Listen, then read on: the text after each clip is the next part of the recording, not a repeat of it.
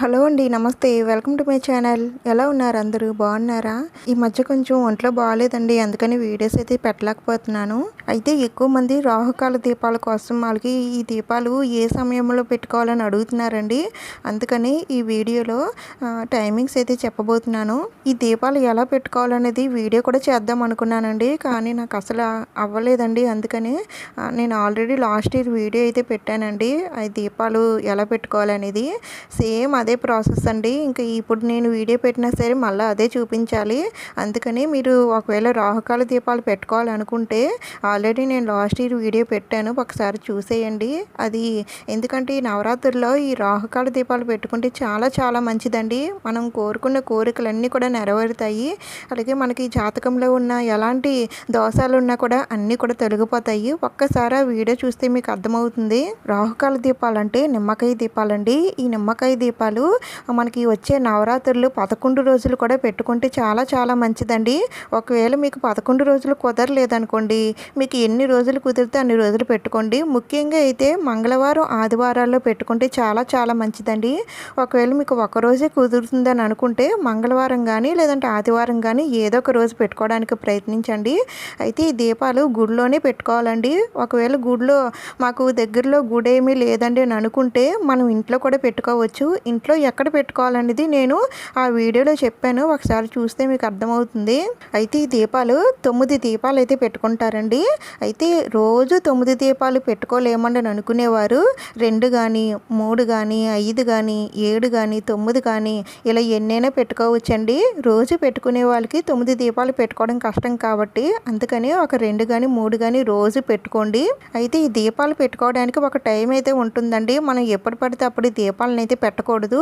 Only రాహుకాల సమయంలో మాత్రమే దీపాలను అయితే పెట్టాలి. అయితే ఈ రాహుకాల సమయాలు అనేవి ఏ సంవత్సరానికి ఆ సంవత్సరం మారవండి, ఎప్పుడో ఒకటే ఉంటాయి. కానీ మనకి వచ్చే నవరాత్రుల డేట్లు తేదీలు మారుతాయి అంతే తప్ప సమయాలు మాత్రం ఒకటే ఉంటాయి. మీకు తెలియదు కాబట్టి నేను ఇక్కడ డేట్స్తో సహా సమయాలన్నీ కూడా నేను ఇక్కడ స్క్రీన్ పైన ఇస్తాను, ఒకసారి చూడండి.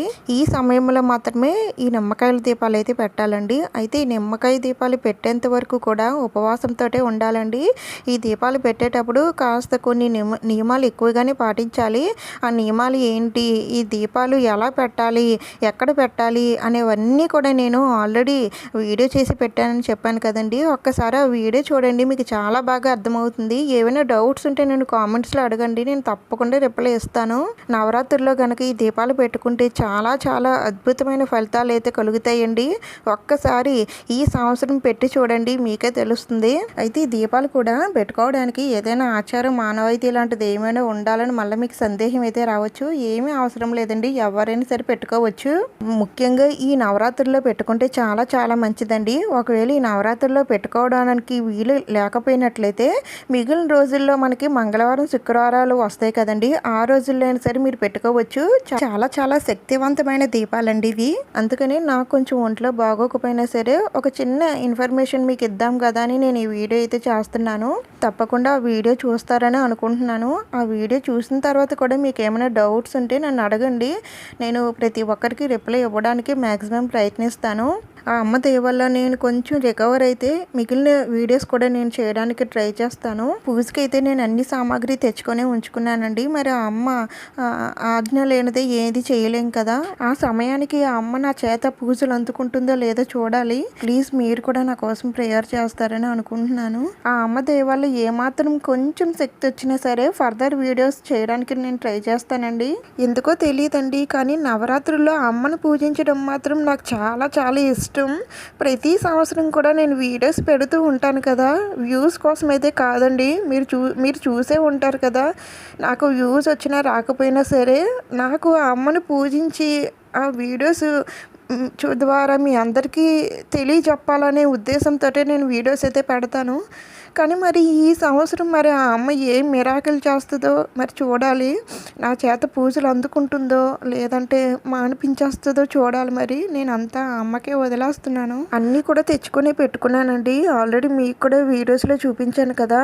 కానీ మరి ఏ సమయానికి ఏం జరుగుతుందో తెలియదు కదా. నేను నెక్స్ట్ వీడియోస్ చేసినట్లయితే నిజంగా అమ్మ దయ నా పైన ఉందనే అనుకుంటానండి. అలా అయితేనే నా నుంచి వీడియోస్ అయితే వస్తాయి. ప్లీజ్ నా వీడియోస్ మీకు కావాలి అనుకుంటే నా కోసం మీరు ఎందుకు ప్రార్థించాలని అనుకోకుండా నా కోసం కూడా కొంచెం ప్రార్థించండి. చాలామంది కామెంట్స్లో అంటూ ఉంటారండి, ఎందుకంత స్పీడ్గా కీసర గొంతుకుతో మాట్లాడుతూ ఉంటారని. వాళ్ళ మాటలే ఫలించాయో ఏమో తెలీదు, కానీ నేను అతి త్వరలోనే రికవర్ అయ్యి మళ్ళీ అదే స్పీడ్తో అదే కీసర గొంతుకుతో వస్తాను. భరించడానికి మీరు అందరూ సిద్ధంగా ఉండండి. బాగాలేనప్పుడు కూడా ఇలాంటి జోకులు వేస్తున్నానని ఏమనుకోవద్దు. రాహుకాల దీపం వీడియో చూడటం మాత్రం మిస్ చేయకండి. వీడియో డిస్క్రిప్షన్లో కానీ ఎండ్ స్క్రీన్లో కానీ ఇస్తాను. అతి త్వరలోనే మళ్ళీ కలుద్దాం.